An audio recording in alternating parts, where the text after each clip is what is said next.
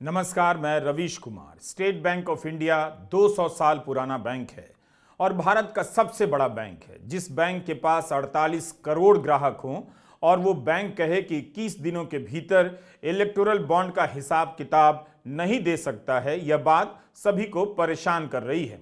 State bank की अपनी विश्वसनीयता है। इसके प्रबंधकों ने जब से सुप्रीम कोर्ट में अपील डाली है कि इलेक्टोरल बॉन्ड के बारे में जानकारी देने के लिए 136 दिन लगेंगे, लोग स्टेट बैंक ऑफ इंडिया का मजाक उड़ा रहे हैं, सवाल कर रहे हैं। उन्हें इसकी आशंका है कि state bank of India 16,000 crore का घोटाला छिपा लेगा। यह फैसला जिसका भी होगा उसका कुछ चेहरा होगा, नाम होगा। आज हम उन चेहरों की बात करेंगे। सुप्रीम कोर्ट ने अभी कोर्ट की अपील पर कोई फैसला नहीं दिया है, मगर इन लोगों के कारण लोगों का दिल बैठ गया है कि अब चंदे का खेल खेलने वाले घोटालेबाजों का नाम चुनाव से पहले सामने नहीं आ सकेगा। हम नाम और चेहरे की बात इसलिए करना चाहते हैं क्योंकि हर जगह बैंक का नाम और उसका लोगो ही चेहरा बना हुआ है। जैसे कांग्रेस ने यह पोस्टर जारी किया, स्टेट बैंक ऑफ इंडिया का लोगो दरवाजे का की होल है। कांग्रेस ने दिखाया है कि इसके पीछे से प्रधानमंत्री मोदी झांक रहे हैं। लिखा है एसबीआई किसको छिपा रहा है। इस तरह के लोगों से पता नहीं चलता कि इस बैंक को कोई आदमी भी चलाता है। इतने बड़े बैंक की छवि दांव पर लगाने वाले उन शख्सियतों के बारे में थोड़ी बहुत तो जानकारी आपको होनी ही चाहिए। नोटबंदी के समय तो किसी बैंक ने नहीं कहा कि हम नहीं कर पाएंगे, हमें 4 महीने का समय चाहिए। बस सबको जुटना पड़ ही गया और किया भी गया।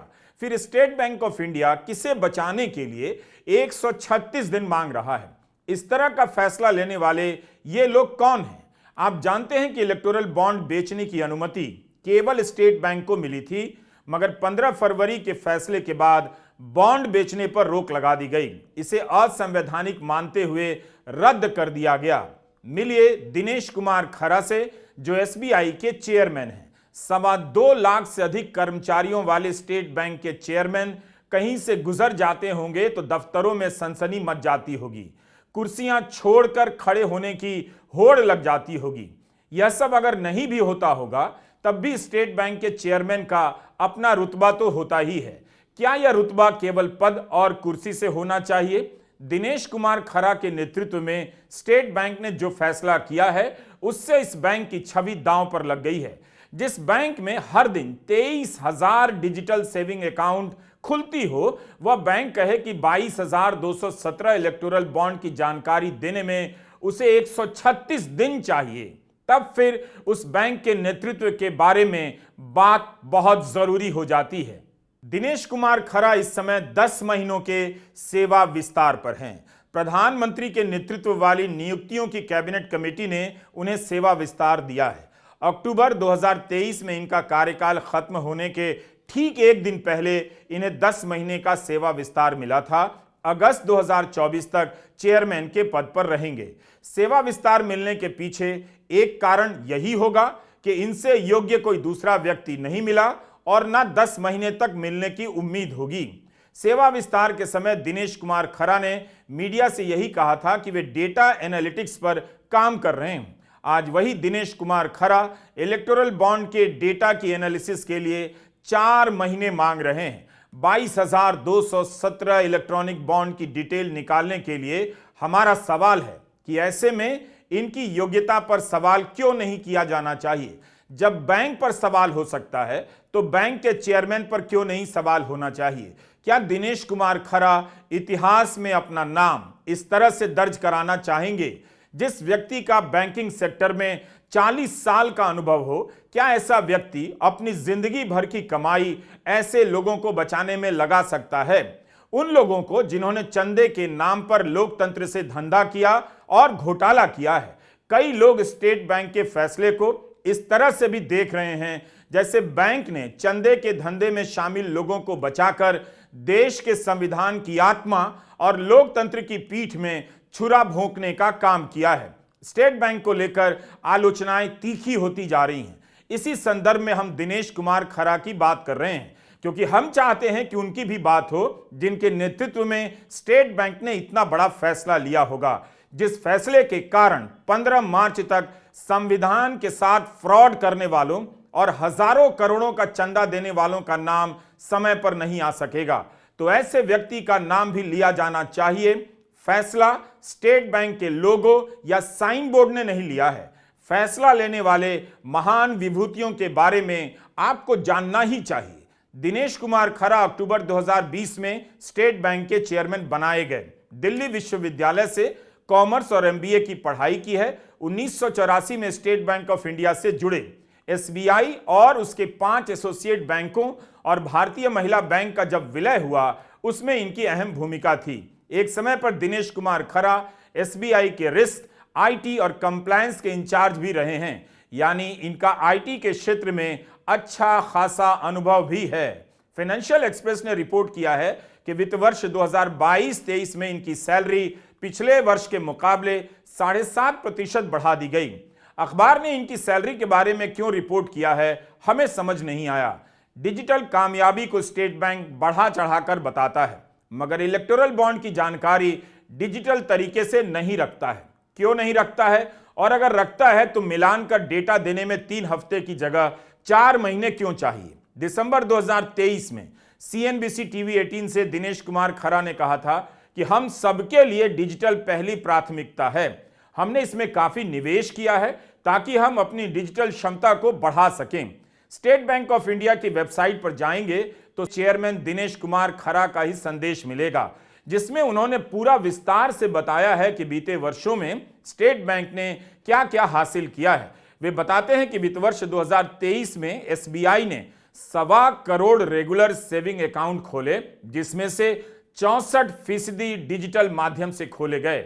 ये जानकारी भी दी गई कि 2022 में एसबीआई को IBA annual banking technology awards द्वारा बेस्ट डिजिटल फाइनेंशियल इंक्लूजन की श्रेणी में लगातार चौथी बार नवाजा गया था। दिनेश कुमार खरा जब प्रबंध निदेशक थे तब भी इन्हें 2 साल का सेवा विस्तार मिल चुका है। 2019 में प्रबंध निदेशक के पद पर कार्यकाल पूरा कर रहे थे, तब मोदी सरकार ने इन्हें 2 साल का सेवा विस्तार दिया।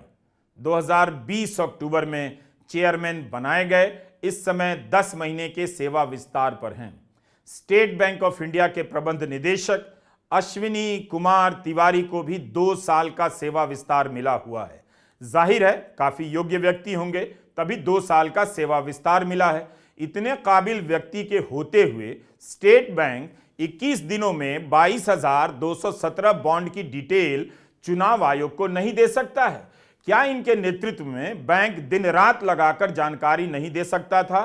क्या यह बात उनके बैंक के कर्मचारी नहीं जानते हैं कि जब टारगेट पूरा करना होता है तो बैंकों की हजारों शाखाओं में लाखों कर्मचारी कैसे दिन रात काम करते हैं, ब्रांच में देर रात तक टिके रहते हैं और टारगेट पूरा करने का तनाव झेलते हैं?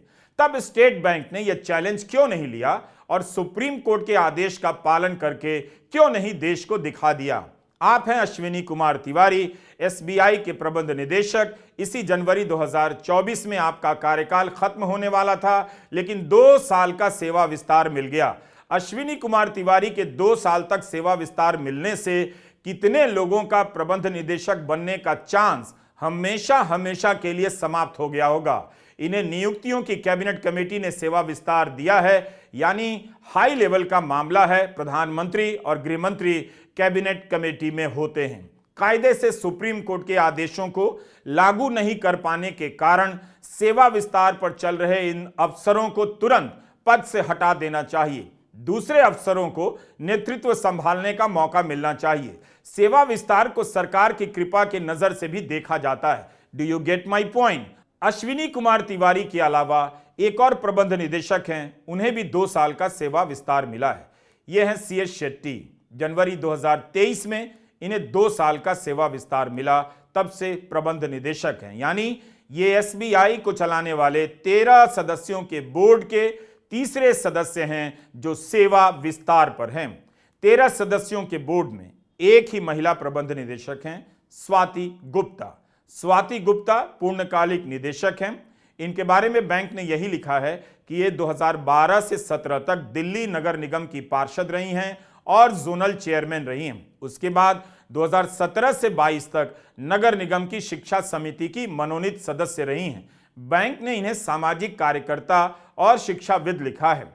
एमसीडी की पार्षद रही हैं तो किसी पार्टी से रही हो सकती हैं, इसका हमें ठीक ठीक पता नहीं चल सका। और यह भी नहीं कि बैंक ने इनकी जानकारी में इनकी राजनीतिक पृष्ठभूमि के बारे में क्यों नहीं लिखा है। स्टेट बैंक की पूर्णकालिक निदेशक स्वाति गुप्ता और दिलशाद गार्डन की पार्षद रही स्वाति गुप्ता की तस्वीर में बहुत ज्यादा फर्क नजर नहीं आता है, मगर फिर भी हम अपनी तरफ से इस वक्त कुछ नहीं कहना चाहते कि वे बीजेपी से ही जुड़ी रही हैं, जबकि सोशल मीडिया पर दिलशाद गार्डन की पार्षद रही एक स्वाति गुप्ता की जो जानकारी मिलती है उससे यही पता चलता है कि उनकी गतिविधियां भारतीय जनता पार्टी की तरफ की रही हैं। जैसे ये फोटो 2013 का है जिसमें स्वाति गुप्ता बीजेपी नेता विजय गोयल को माला पहना रही हैं और यहां स्वाति गुप्ता के हाथ में केजरीवाल शर्म करो का पोस्टर है। फेसबुक पर स्वाति गुप्ता का पेज है, मगर उन्होंने ही बनाया है हम नहीं कह सकते। इस पेज में बीजेपी का चुनाव चिन्ह है, लेकिन बहुत ज्यादा गतिविधि यहां अब नहीं है। स्वाति गुप्ता जब निदेशक बनाई गई तब मीडिया में इनकी राजनीतिक पृष्ठभूमि के बारे में कोई जानकारी रिपोर्ट नहीं हुई है, कम से कम हमें नहीं मिली। हमारी जिज्ञासा अभी भी अधूरी है कि स्वाति गुप्ता का संबंध बीजेपी से है या नहीं। वैसे केंद्र सरकार को यह अधिकार है कि वह बैंक के बोर्ड में अपना एक सदस्य नियुक्त कर सकती है। जो भी है, इस बात की पुष्टि की जा सकती है कि स्टेट बैंक के 13 सदस्यों के बोर्ड में चेयरमैन के साथ साथ 3 सदस्य ऐसे हैं जो सेवा विस्तार पर हैं। हमारा सवाल है कि बोर्ड तक पहुंचने वाले काबिल लोग होते ही होंगे, फिर इन लोगों ने 21 दिनों में जानकारी जुटाने का प्लान क्यों नहीं बनाया। सुप्रीम कोर्ट का फैसला आने के 3 हफ्ते बाद बैंक सुप्रीम कोर्ट से अपील करता है, तब जब 6 मार्च की डेडलाइन में सिर्फ 2 दिन रह जाते हैं। सेवा विस्तार पर चल रहे नेतृत्व से आप हर काम में सेवा और समय विस्तार के अलावा क्या ही उम्मीद कर सकते हैं। भारतीय स्टेट बैंक ने अपनी सालाना रिपोर्ट में लिखा है कि हमारी डिजिटल एप्लीकेशन योनो पर 6 करोड़ से अधिक यूजर हैं। रोजाना औसतन 5.5 लाख लेन देन डिजिटल माध्यम से होते हैं। हर रोज 45,000 डिजिटल पंजीकरण होते हैं। रोज 1 करोड़ बार योनो पर लॉगिन किया जाता है। बैंक की सालाना रिपोर्ट में लिखा है कि आज के समय में यह जरूरी है कि ऐसी संस्था बनाई जाए जो फिजिकली सर्वव्यापी हो। फिजिकल और डिजिटल के विलय से यह शब्द बना है। अगर फिजिकली सर्वव्यापी ही बनना था, फिर क्यों नहीं बैंक ने फिजिकल बॉन्ड की डिजिटल कॉपी रखी। पहला सवाल हमारा यह है कि इस देश का सबसे बड़ा सरकारी बैंक, पूरी तरह से कंप्यूटराइज्ड बैंक एसबीआई को 22,217 इलेक्टोरल बॉन्ड देने के लिए 5 महीने का समय क्यों चाहिए? यह तो एक क्लिक ऑफ अ बटन पर होना चाहिए। हमारा दूसरा सवाल यह है कि एसबीआई को एकाएक जब अवधि जिस दिन देना था उसके 24 घंटे पहले एसबीआई क्यों जागा? क्या एसबीआई को 25 दिन का टाइम लग गया यह सोचने में कि उनको कितना वक्त लगेगा?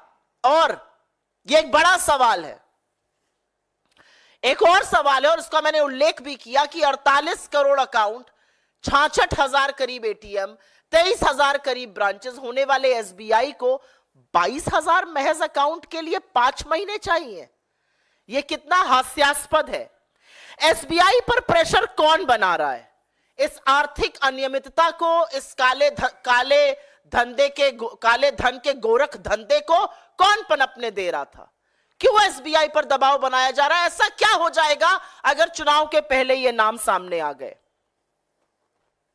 और सवाल यह उठता है कि क्या लोगों को लोकतंत्र में यह जानने का हक नहीं है कि कौन किस पार्टी को कितना और कब चंदा दे रहा है, जिससे वो देख समझकर वोटिंग के पहले अपना मन बना सके? यह पूरा गोरख धंधा है, अलायंस अब एसबीआई के साथ की गई है।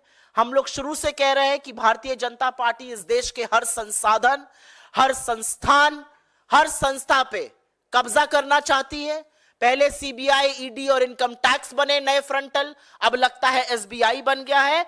और समझना जरूरी है कि कितना भी षड्यंत्र एसबीआई और सरकार मिलकर रच ले, मोदी जी ने किससे कब कितना पैसा लिया और उसके एवज में जांच बिठाई या जांच बंद करी, उसके एवज में कौन सी नीति बनाई, इसका फैसला जनता करेगी, क्योंकि जनता सब देखती और सब समझती है। रिटायर्ड कॉमोडोर लोकेश बत्रा ने आरटीआई के माध्यम से बता दिया है कि इलेक्टोरल बॉन्ड से संबंधित आईटी सिस्टम बनाने के लिए एसबीआई ने 1.5 करोड़ से ज्यादा की राशि खर्च की है। करण थापर से जस्टिस दीपक गुप्ता ने इंटरव्यू में कहा है कि वे उस बेंच का हिस्सा रहे हैं जिसने 2019 में इस मामले की सुनवाई की थी।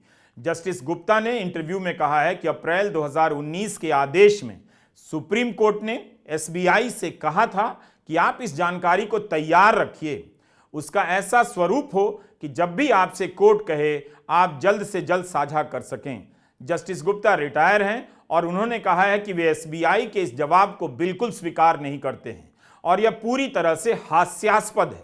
करण थापर का इंटरव्यू आप द वायर के यूट्यूब चैनल पर जाकर देख सकते हैं। क्या आप जानते हैं कि state bank of India YONO app से हर तिमाही में 100 करोड़ की कमाई करता है। जिस बैंक की एक ऐप से इतनी कमाई हो, उसने 22,217 इलेक्टोरल बॉन्ड की जानकारी क्यों नहीं दी? क्यों उसे 136 दिनों का समय चाहिए? अनेक उदाहरण मिलेंगे जिसमें स्टेट बैंक डिजिटल क्रांति की बात कर रहा है, उसकी खूबियां बता रहा है, लेकिन जब बात इलेक्टोरल बॉन्ड की आई तो ऐसी बातें कर रहा है जैसे यह बैंक मुनीम जी के बही खाते से चल रहा है। इन्हीं सब कारणों से बैंक की नीयत पर शक किया जा रहा है, उसकी अपील को राजनीतिक नजरिए से देखा जा रहा है। इलेक्टोरल बॉन्ड के मामले में याचिका दायर करने वाली संस्था एडीआर ने कहा है कि वह स्टेट बैंक की अपील का विरोध करेगी। बैंक कर्मचारियों के संगठन bank employees federation of India ने प्रेस नोट जारी किया है और कहा है कि वे राजनीतिक मकसद के लिए बैंक के इस्तेमाल का विरोध करते हैं। मांग करते हैं कि स्टेट बैंक ऑफ इंडिया सारी जानकारी तय समय पर सार्वजनिक करे। नमस्कार, मैं रवीश कुमार।